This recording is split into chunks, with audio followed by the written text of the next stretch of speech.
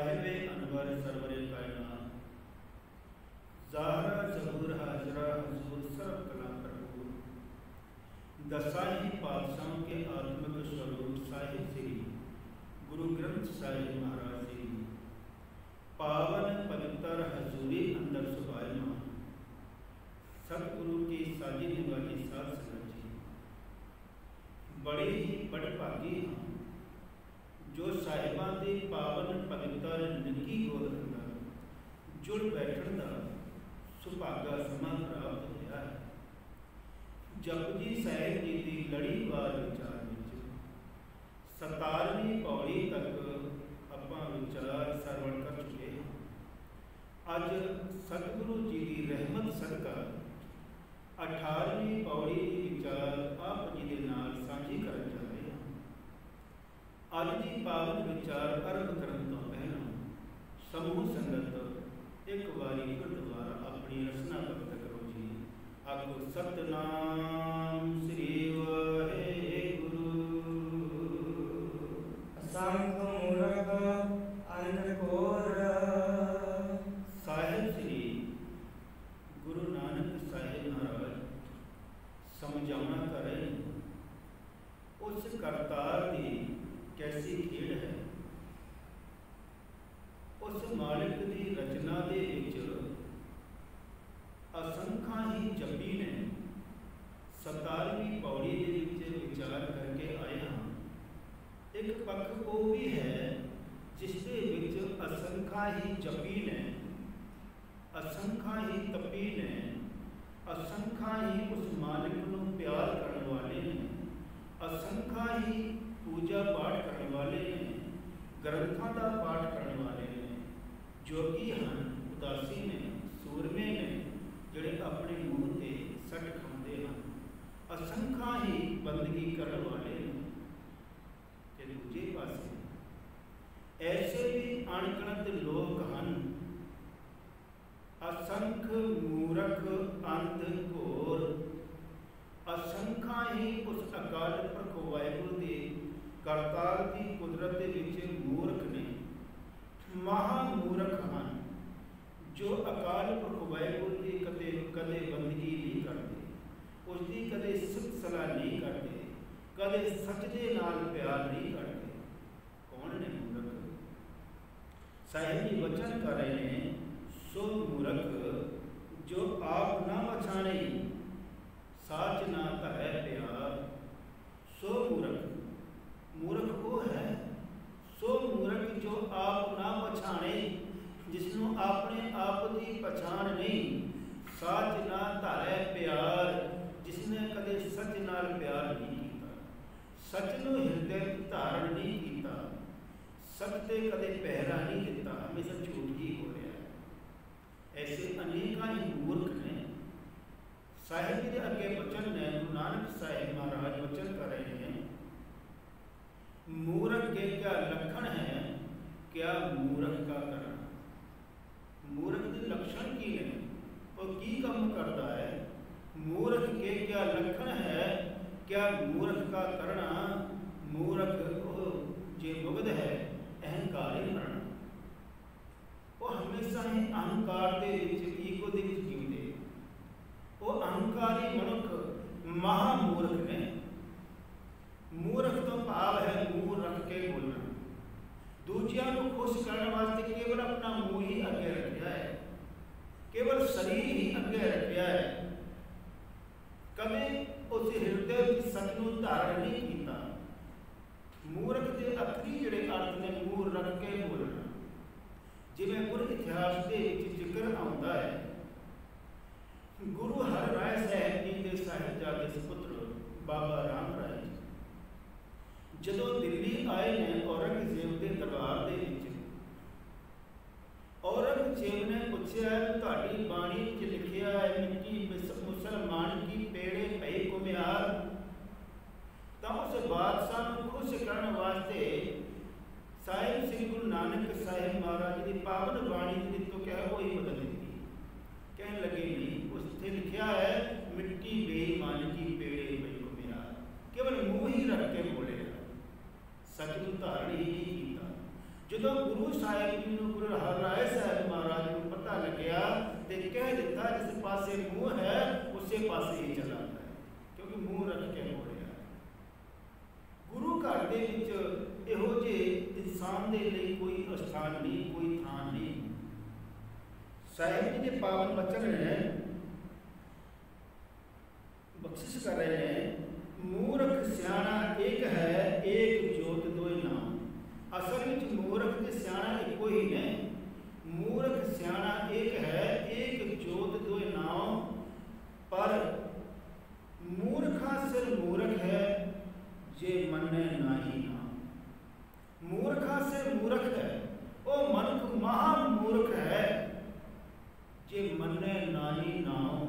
जिन्होंने अपने हृदय में कदे नाम धारण नहीं किया, हुक्म धारण नहीं किया, वो मनुख महामूर्ख है। मूर्खा सिर मूर्ख है, वो मूर्खा महामूर्ख है। सो साहिब बख्शिश कर रहे हैं, ऐसे एक नहीं, इस संसार के विच अणगिणत ने जिहड़ा केवल मूँह रख के बोलते हैं। असंख्य मूर्ख अंधकोर वो महामूर्ख हैं, जिन्हों के मन के ईगो है, जिन्होंने कदे सच को पछाणिया ही नहीं। सो साहिब जी बख्शिश कर रहे हैं इस 18वीं पौड़ी के विच एक नहीं अणगिणत ने असंख्य पाप, जिन्हों की कोई गिनती ही नहीं। असंख्य मूर्ख अंधकोर, असंख्य चोर हरामखोर। उस मालिक की करतार की कुदरत के विच असंख्य ही ऐसे लोग ने जिहड़े चोरियां करते, हराम का खाते हैं, ठगियां करते हैं, चोरियां करते हैं, दसा नुहां दी करते गिरत ही नहीं की। ऐसे अणगिणत ने असंख्य चोर हरामखोर। गुरबाणी में पावन वचन ने साहिब जी दे, चोर की हामा भरे ना कोई, चोर किया चंगा क्यों होए। भाव चोर की हामी कोई नहीं भरता, कोई नहीं भरता। मनुख जिहड़े ने संसार के विच किन्ने ऐसे लोग ने जिहड़े ठगियां करते हैं, चोरियां करते हैं, ते उस चोरी के धन के विचों गुरुद्वारे साहिब आके भेटा अर्पण करते हैं, लंगर चलाते हैं, अपने घर के विच भाई साहब को या 5 प्यारियां लंगर छकाते हैं, अरदास कराते हैं, तो सोचते हैं शायद इस तरीके के नाल साडे पाप खत्म हो जाएंगे। ध्यान देना, गुर इतिहास के विच जिक्र आउंदा है भूमिया चोर। भूमिया चोर जिहड़ा चोरी करता है, ठगियां करता है, लुट मार करता है, पर उसने भी एक बहुत बड़ी धर्मशाल कायम की हुई है। आए दिन लंगर भी छकाता है, बड़ा दान पुण्य करता है, तो सोचता है कि इस तरीके के नाल मेरे सारे पाप खत्म हो जाएंगे। जो गुरु नानक साहिब महाराज उस स्थान पर गए, कुछ भी खाने तो इनकार कर दिता। बड़ा हैरान होया कि अज तक जिन्ने महात्मा आए ने, साधु आए ने, और लंगर प्रसादे छक के मैं आशीष दे के जाते हैं। ये पहले महात्मा, पहले महापुरुष ने जिन्होंने कुछ भी खाने से इनकार कर दिया। कहने लगे तेरा जो धन पदार्थ है चोरी का है। भूमिया चोर ने बड़ी मिन्नतां कीतियां, सतगुरु जी मेरे को अपनी जमीन, अपनी खेती है, उसका भी कुछ मेरे को अनाज, राशन, पानी है, उसको मैं तैयार करके लिया। कहने लगा वो भी तू चोरी करके ही इकट्ठी की है। सतगुरां दे चरणों से ढह गया। साखी बहुत लंबी है, संक्षेप के में विचार करा। साहिब जी के चरणों से ढह गया, सतगुरु जी मैं कोई होर काम नहीं कर सकता। कहता हुक्म मनेगा सतगुरु जी, होर सब कुछ कर सकता, पर मैं चोरी नहीं छड़ सकता। साहिब जी ने वचन कीते, 3 गल्लां धारण कर लिया, झूठ नहीं बोलना, लोन हराम नहीं करना, गरीब मार नहीं होने देना। कहने लगा सब कुछ। कुछ दिन अपने घर बैठा रहा, जो कुछ नहीं सरिया, क्योंकि उसने बहुत सारे बंदे जिहड़े बदमाश सन, चोर सन, रखे हुए सन, जिन्होंने सैलरी देता सी, तनख्वाह देता सी। फिर उसने निगाह मारी, इस संसार के सब तो अमीर कौन है, इस इलाके की सब तो अमीर कौन है? ये ध्यान में आया इतों का बादशाह राजा। हुण उसने बड़ी सोहनी पोशाक पाई, घोड़े के सवार होकर राजमहल पहुँच गया। अगे एहलकार खड़ोते ने, कहने लगे कौन है, इत्थे की करन आया? हुण भूमिया चोर नूं गुरु नानक साहिब महाराज के वचन चेते आ गए। कहने लगे तेनों पता नहीं, दिसदा नहीं मैं कौन हाँ? मैं कि चोर हाँ, चोरी करने वास्ते आया। उन्हें सोचा शायद जरूर महाराज को मिलने वाला होगा, इन्हां ते जरूर कोई रिश्तेदार होगा। एहलकार कहने लग्या माफ करना, मैं आप जी को पछाणिया नहीं, मेरे को गलती हो गई, आप जी अंदर जा सकते। हुण भूमिया बड़ा खुश होया। अगे मैं चोरी छुपे अंदर आउंदा सा, पर अज मैं घोड़े ते सवार होकर अंदर आया। इन्नी ताकत सतगुरां दे वचनां दे विच। धन माल लुटिया, हीरे जवाहरात दी पंड बनी। आउण लग्या तो एक हांडी दे विच थोड़ा जिहा लूण पिया सी। वो खंड समझ के जदों खाधा, गुरु साहिब जी का दूजा हुक्म चेते आ गया, लूण हराम नहीं करना। हुण लूण हराम तो भाव ये नहीं भी बाकी सारा धन माल का लुट लेना तो लूण नहीं खाना। लूण हराम तो भाव गरीब मार नहीं करना, किसी का खा के किसी के एहसान को भुलना नहीं। और भूमिया चोर नूं गुरु साहिब का हुक्म चेते आया। एक पासे गुरु साहिब का हुक्म है ते दूजे पासे हीरे जवाहरात की पंड बनी हुई है। धन भूमिया चोर। इतिहासकारां ने भूमिया शाह करके लिखा है। हीरे जवाहरात की पंड उत्थे छड़ के आ गया।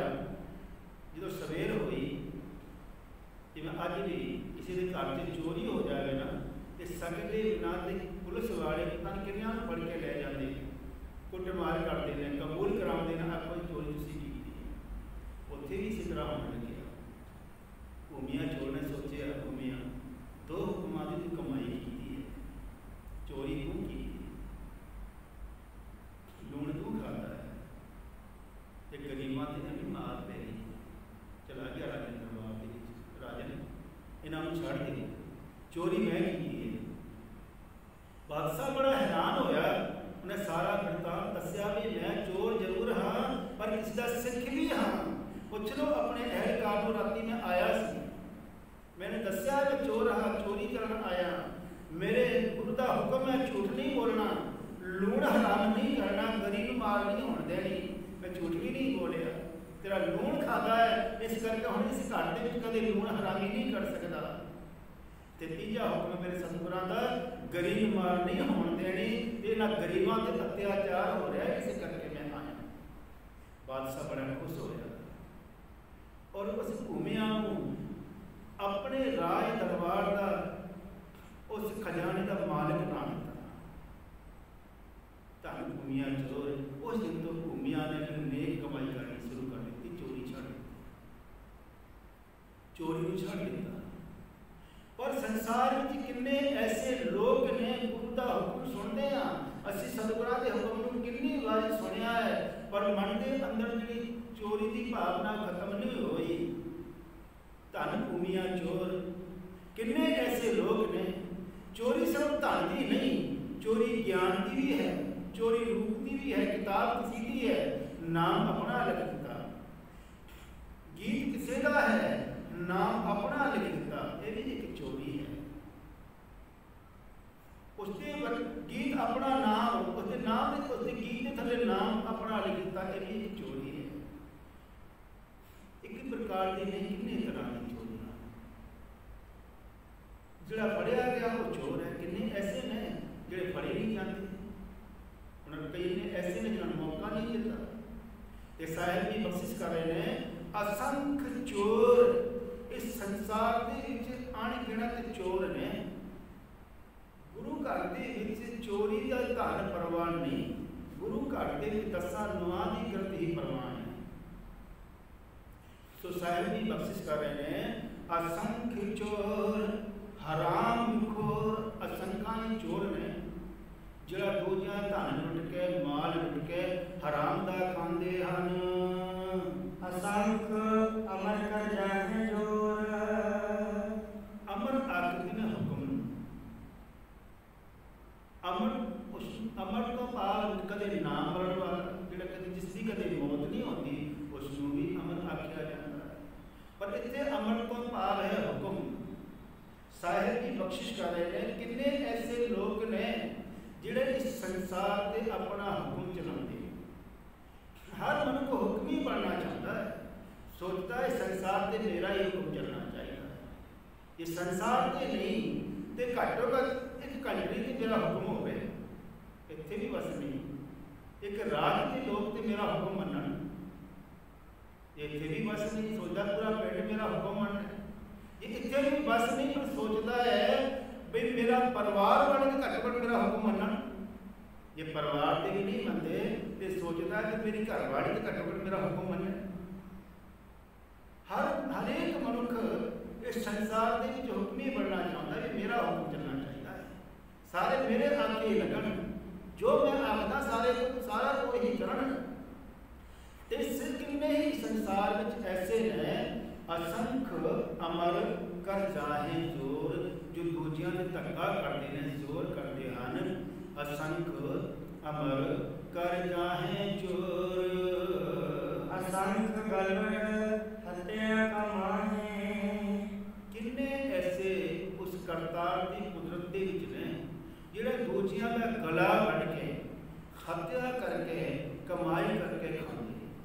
दूजियां का गला वढ़ना, गरीब मार करनी गला वढ़न के ही बराबर है। सो उस मालिक की उस करतार की कुदरत के विच एक नहीं असंख्य ही ऐसे लोग ने जो दूजियां का गला वढ़ के खाते हैं। असंख्य पापी पाप कर जाए। किन्ने ही ऐसे जीव लोग ने जिहड़ा पाप कमाई करते, पाप करते हैं। एक नहीं असंख्य ही हैं, असंख्य पापी पाप कर जाए। पापी हमें काम बसाए। इस हृदय विच काम वासना जिथों पाप जन्म ले रहा है वो भी पापी है। जन्म तो हृदय विच हो रहा है ना। किन्ने ऐसे हैं जिहड़े पाप को जन्म देते और उस पाप तक पहुँच जाते, तियां भैनों की इज्जत लुटते। किन्ने ऐसे लोग जिहड़ा पाप करते, गुनाह करते। असंख्य पापी पाप कर जाए। असंख्य कूड़े फिराहे। कूड़ तो भाव है झूठ, झूठे लोग। असंख्य कूड़ियार किन्ने ही झूठे हैं, झूठ के विच गलतान हैं, झूठ ही बोलते हैं। झूठ तो बगैर उन्होंने कोई सहारा ही नहीं। जो देखो झूठ कुफड़ बोलते हैं। सो असंख्य ही ऐसे लोग ने, असंख्य झूठ, किन्ने ही जो झूठ बोलते हैं। कूड़ियार झूठ बोल असंख्य ही हैं। असंख्य कूड़ियार कूड़े फेरा हैं। असंख्य मलेच्छ मल पक खाए।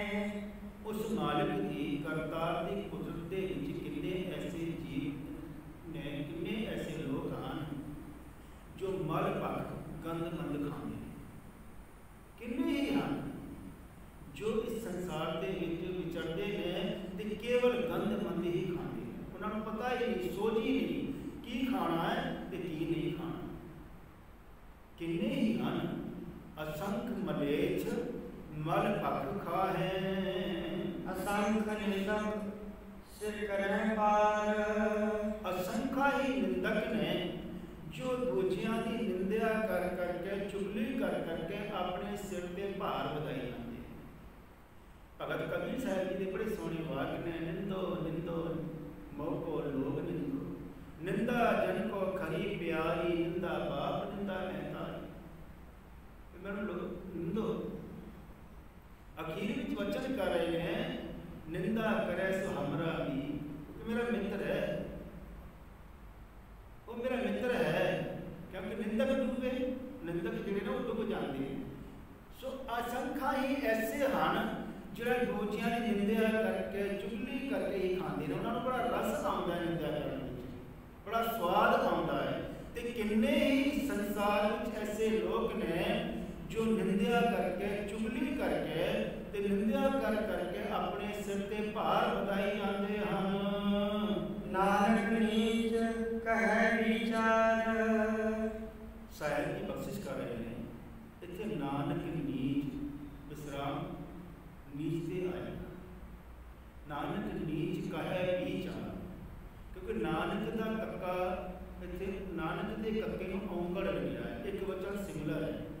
जपजी साहिब के विच दो थां ते नानक के कक्के नूं औंकड़ आया है। एक इस 18वीं पौड़ी के विच नानक नीच कहे विचार, ते एक 27वीं पौड़ी विच नानक क्या विचार। जिससे उत्थे भी नानक के कक्के नूं औंकड़ आ जाएगा, उत्थे एक वचन सिमलर है। तो गुरु साहिब जी इत्थे अपने आप को नीच आख रहे हैं, निमाणा आख रहे हैं कि नानक जिहड़ा निमाणा, नानक नीच, निमाणा नानक आप दे नाल के विचार, आप दी सन्मुखी विचार पेश कर रहा है। नानक नीच कहे विचार, साहिब जी अपने आप को बिल्कुल निमाणा आख रहे हैं। नानक नीच कहे विचार, निमाणा नानक ये विचार पेश कर रहा है जिहड़ा उत्ते दसी है। उपरली जिहड़ी विचार वो आप जी के सामने पेश कर रहा है कि उस करतार की कुदरत के विच किन्ने ही ऐसे लोग ने। हुण मनुख देखो सवेरे गुरुद्वारे साहब आउंदा है, पूजा भी करता है, पाठ भी करता है, सिमरन भी करता है, अरदास भी करता है, फिर अपनी दुकान पर बैठ करके लोगों की छिल भी लाता है, अपनी कुर्सी पे बैठ करके रिश्वतां भी खाता है। मनुख तो एक है ना, एक रूप उसका वो भी है जिसे सिमरन कर रहा है, पाठ कर रहा है, पूजा कर रहा है, तो दूजा रूप उसका वो भी है इतने रिश्वतां खा रहा है, लोगों के गले बढ़ रहा है, लोगों की छिल ला रहा है, रिश्वतां ले रहा है, लोगों को लुट रहा है, झूठ बोल रहा है, कुफड़ तोल रहा है। एक रूप वो भी है। तो किन्ने ऐसे लोग ने इस संसार के विच, असंख्य ही ऐसे लोग ने। ते साहिब जी वचन कर रहे नानक नीच कहे विचार, उस करतार की कुदरत की मैं की विचार करा। बड़ी बेअंत उसकी कुदरत है। नानक नीच कहे विचार, की विचार पेश करा उस मालिक की, उस करतार की कुदरत की।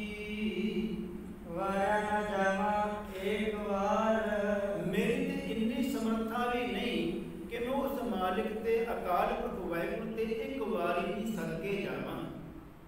एक वारी भी मैं सदके जान जोगा, बलिहार जान जोगा भी नहीं हाँ, मेरी इन्नी समर्था भी नहीं, क्योंकि वो बेअंत कुदरत का मालिक है। मैं उसकी की विचार करा। नानक नीच कहे विचार, की विचार पेश करा।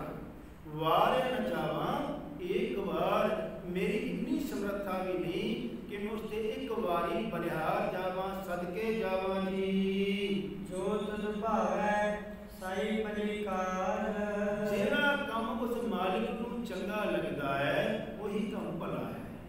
इसका उच्चारण ध्यान देना साथ समझ, साई पलिकार, साई तो भाव वही, इनू साई नहीं पढ़ना। साई आखते हैं अकाल पुरख नूं, वाहिगुरू प्रभु परमात्मा नूं, साई मेरा चंगा कीता, उत्थे उच्चारण आएगा साई, पर इत्थे उच्चारण है साई ओही। जो तुझ भावै, जिहड़ा काम उस मालिक नूं चंगा लगदा है वही काम भला है। जो तुझ भावै साई भला भलीकार, जो तुझ भावै, हे मेरे मालिक जिहड़ा काम तैनूं चंगा लगदा है वही काम भला है। जो तुझ भावै साई भलीकार, तू सदा सलामत निरंकार। हे निरंकार, हे वाहिगुरू, तू सदा ही सलामत है, अज भी है, कल भी सी, अगे भी मौजूद रहेगा। सो उसके भाने तुरना, उसके हुक्म के उसके रजा में रहना ही भलीकार है। सो सतगुरु की रहमत कर सानू सोझी बख्शन, ताकि सानू हुक्म की समझ आ जाए, उसके हुक्म के तुर करके असी सारे अपना जीवन सफला कर सकिए। सो इत्थे ही विचारां की दीवान की समाप्ति है। आओ आखिरी